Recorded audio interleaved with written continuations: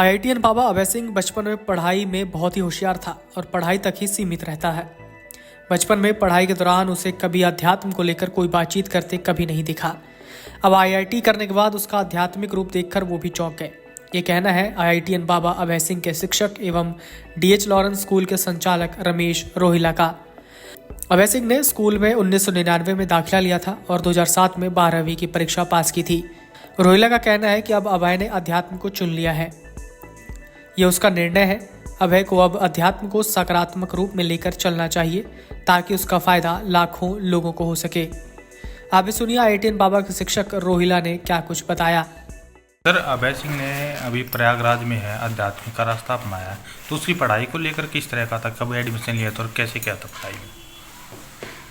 Sir, अभय ने मेरे पास 1999 में 5th क्लास में एडमिशन लिया था और 2005 में उसने 10th क्लास की थी और 2007 में +2 क्लास उसने की थी और दोनों क्लासों में ही वो मतलब अच्छा बच्चा टॉपर रहा। 92% नंबर लिए उसने, पढ़ाई में बहुत अच्छा बच्चा था। तो उसके बाद कभी ऐसा लगा कि आध्यात्मिक का उस समय में था कि इसके मन में कुछ चल रहा हो या कुछ? नहीं, उस वक्त तो सिर्फ केवल पढ़ाई थी, पढ़ाई में ही था। और जब बाहर से इंस्टीट्यूट्स के जो कंसल्टेंट आते हैं काउंसलिंग के लिए आते हैं, तो एक काउंसलिंग के दौरान उसका रुझान आईआईटी में हुआ और उसने वो आईआईटी क्रैक किया उसने और बड़े अच्छे मतलब पोजीशन से उसने आईआईटी की है। तो आईआईटी बॉम्बे से उन्होंने किया था, तो उसके बाद आध्यात्मिक का रास्ता उन्होंने अपनाया।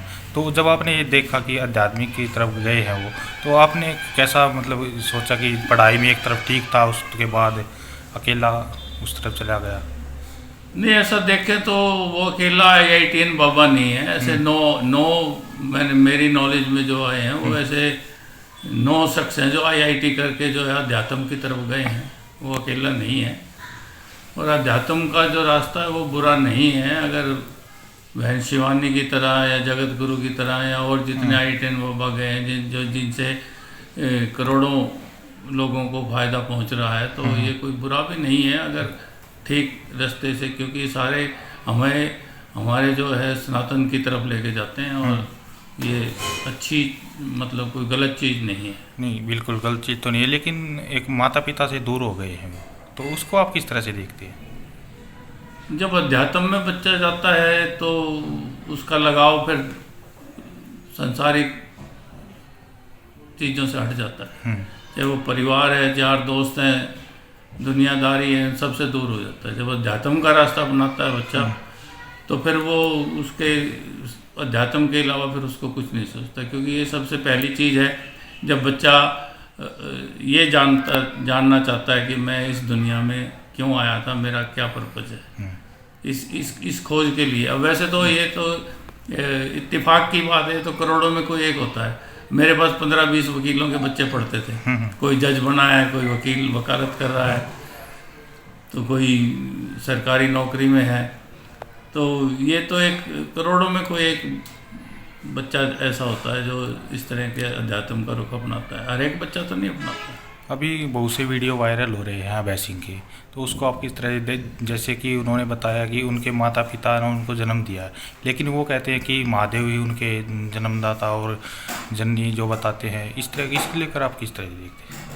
देखो, अध्यात्म में जो ये चीज़ें होती हैं वो मैंने पहले भी कहा है कि दुनियादारी को एक तरफ रख के अध्यात्म में आता है।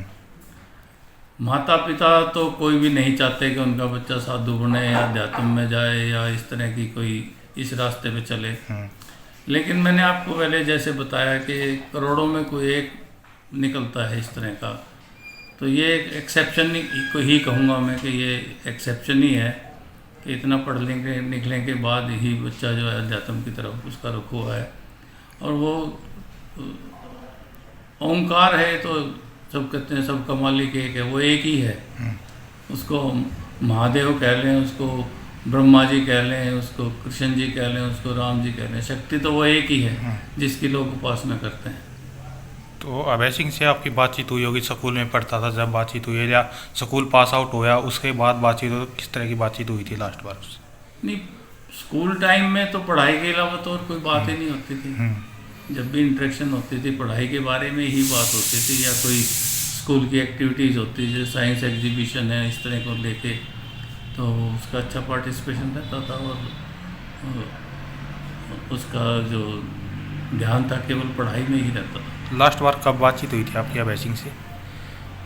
+2 करने के बाद मेरी उससे मुलाकात एक बार हुई थी, उसके बाद मेरी मुलाकात उससे तो नहीं हुई। किस तरह की बातचीत, जब कि ऐसा लग रहा था कि आध्यात्मिक की तरफ रास्ता अपनाने की सोच रहे हैं? नहीं, या? उस वक्त ऐसा कुछ नहीं कर रहा था। उस वक्त तो IIT कर रहा था और उस वक्त तक ऐसी कोई बात नहीं थी। तो क्या कुछ कहना चाहेंगे आप अपने माध्यम से अभय सिंह को? मैं तो यही कहना चाहूँगा कि अगर उन्होंने अध्यात्म का रास्ता अपनाया है तो वो एक पॉजिटिव वे में लेके चलें, जिससे करोड़ों लोगों को इस बात का फ़ायदा हो। उन्होंने बताया कि अभय ने 1999 में स्कूल में दाखिला लिया था, 2005 में 10वीं और 2007 में 12वीं की थी। दोनों कक्षाओं में 92% नंबर लिए थे। उस समय उसका फोकस केवल पढ़ाई पर ही था। स्कूल में काउंसलिंग के दौरान उसका रुझान IIT में हुआ और उसके बाद उसने दाखिला लेकर उसे क्रैक किया। रोहिला ने कहा कि अभय अकेला IITian बाबा नहीं, ऐसे 9 हैं जो अध्यात्म की तरफ गए हैं। उन्होंने कहा कि अध्यात्म का रास्ता बुरा नहीं, आध्यात्मिक से जुड़े लोग करोड़ों लोगों को अध्यात्म का ज्ञान देकर फायदा पहुंचा रहे हैं। उन्होंने कहा कि सभी रास्ते सनातन की तरफ लेकर जाते हैं। उन्होंने कहा कि करोड़ों में से एक बच्चा ऐसा होता है जो ऐसा कदम उठाता है। रोहिला ने कहा कि कोई माता पिता नहीं चाहते कि उनका बच्चा साधु बने। Video desk amarujala.com। अगर आप ये वीडियो YouTube पर देख रहे हैं तो हमारे चैनल को सब्सक्राइब करें और बेल आइकन को दबाना ना भूलें। अगर आप Facebook पर ये वीडियो देख रहे हैं तो हमारे पेज को लाइक करें।